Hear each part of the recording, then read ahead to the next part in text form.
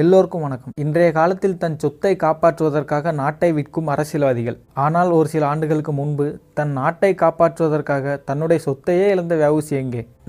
நாட்டிற்காக பாடுபட்டவர்களின் பெயர்கள் நீக்கப்பட்டு சொத்துக்காக பாடுபட்ட நபர்களின் பெயர்களை முன்னிறுத்துகின்றனர். யாரை சொல்கிறேன் என்று உங்களுக்கு தெரியும்.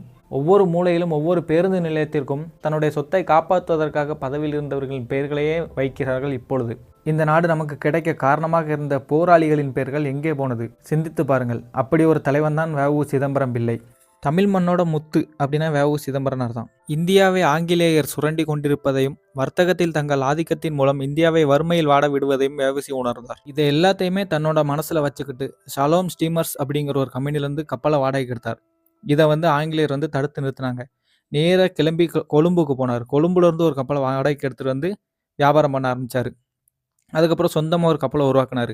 இது எல்லாமே ஆங்கிலேயத்தோட வர்த்தகத்தை ரொம்ப பாதிச்சுது.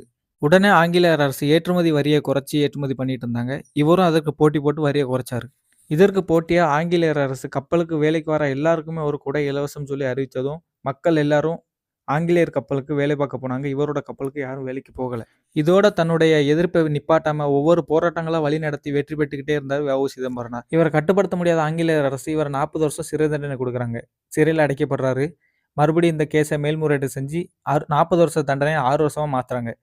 இவர் சிறையில் ரொம்ப கஷ்டப்பட்டாரு. செக்கு இழுத்தாரு, கல் உடைக்கிறாரு, சணல் நூல் இழுக்கிறாரு. இந்த மாதிரி எல்லா வேலைகளையும் பார்த்து தன்னோட உடம்பு ரொம்ப கெட்டு போச்சு. சரியான சாப்பாடும் கிடைக்கல.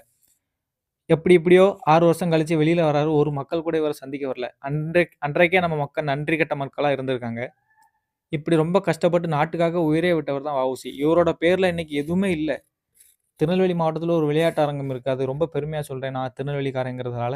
எல்லோருக்கும் நன்றி. நம்ம வ.உ.சி. என்றைக்குமே மறக்கக்கூடாது. அப்படிப்பட்ட தலைவர் நம்மளோட தலைவர். இவர் வரலாறை நீங்க கண்டிப்பா ஒரு முறை படிக்க வேண்டும்.